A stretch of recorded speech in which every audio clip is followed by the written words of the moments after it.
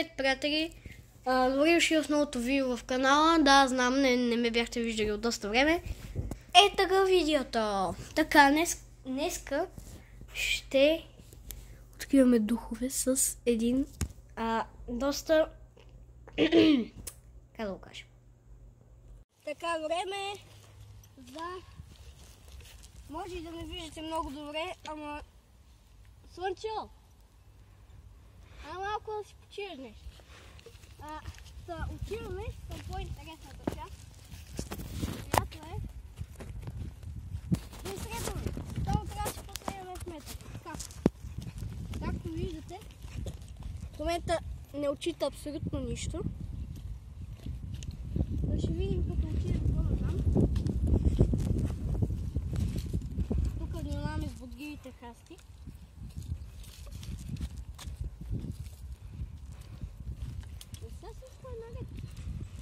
Защото тук ходя много често и се надявам да няма нищо падане обално. Защото не искам тук се спуска. О, включите нещо. Нещо, както се пише.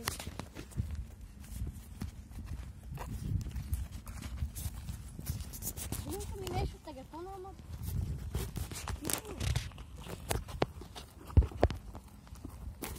Пак дрънка.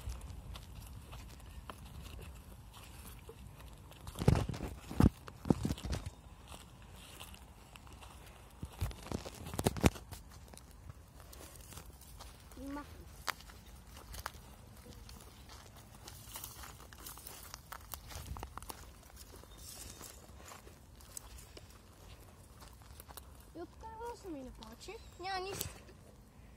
Очудващо. Не е минало на друга. Отиваме на следващото място, което е малко далече. Тук ще направим малко храп.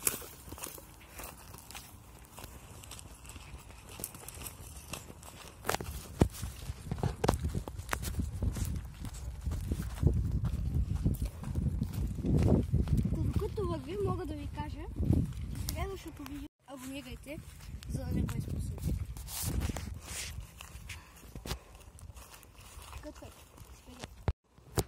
Вече стигнахме на мястото, което не мисля, че има много...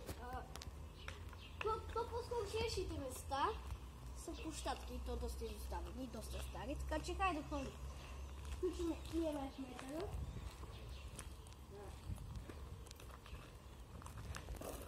Ето както може да видите е включен.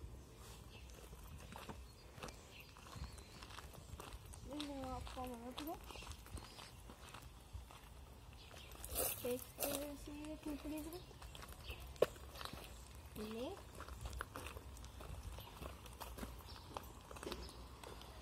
Не, нищо няма хора. Тук да видим нещо, няма нищо.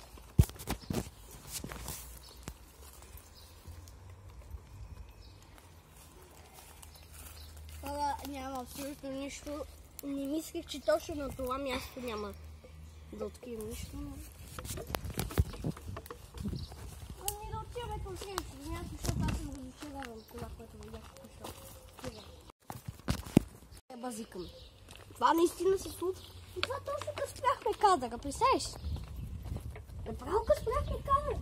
Точно казах, че ме разочарован и дойде бай точно. Вижте какво открихме. Тук плукаше буквално. Виждате ли? Изчезна.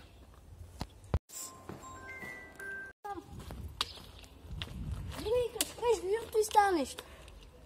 YouTube, защо правите така? Благодаря ти, операторе. Мило така, че дай да тръгваме напред. За това нищо не учите. Кой има огромно еко? Доста. Какво да остане с фенерите? Два фенера не мога да виждам нищо. Не знае, че ще има светлини. Ако няма нищо, аз съм ще... Това да ме нека с това.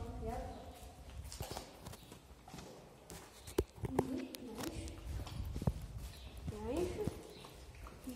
Сигурно.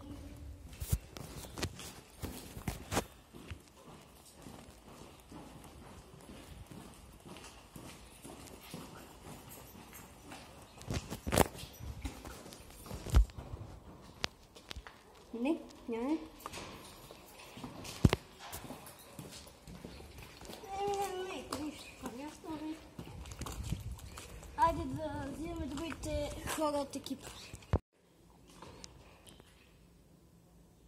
Не си я пуснал. Чакай!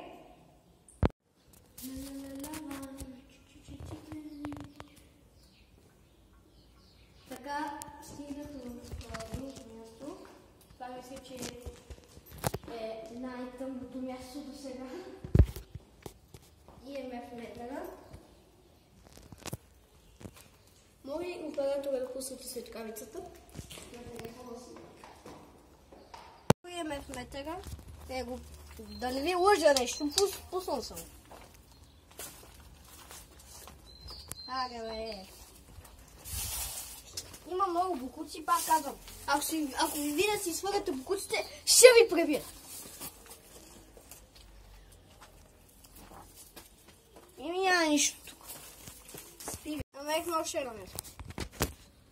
Google Maps, ти си виновен. Ако гледаш това видео, ти си виновен. Заради теб намираме всички тия места. Да не мога ги сложиш. Кога най-после ще снимам с този глупав мартел? Спирай. Така стигнахме на мястото. Пак в гора, имам чувство, че това видео само в гори ще пари. И минаваме напред. EMF метъра. И отивам. Напред. Ако това свърши зрен, ще достанем известни поне. Това е новото ми мото за страшно. Там, тук има всеки бокуци. Не си изхвърляйте бокуците в гората. Само да съм ви видял. Тук е кочината на прасето. Не знам къде ни отведе Google Maps. Google Maps само. Дай. Спирай. Така, хора, почти стигнахме на следващото място. Да. Това видео не мисля, че има много страшни моменти в него. Вие как мислите? Пишете долу в коментарите. Това видео 100% ще бъде едно от най-интересните ми в канала. Добре, че времето искаше да се стопри за да мога израза навънка, защото какво снимам вътре, освен реакции, затова горе-долу си починах от канала. Добре, че не коментирате, защото иначе щях само да чета къде си? Тук съм. Не съм умрял, тук съм. И така, ще стигнахме на място. Да видите красотата. Много е красиво. Защото това беше края на видеото. Ако ви е харесало, може да оставите по един лайк, да се абонирате за канала и да напишете някой коментарче. И това е всичко от мен. Чао от мен и от красивата Редка.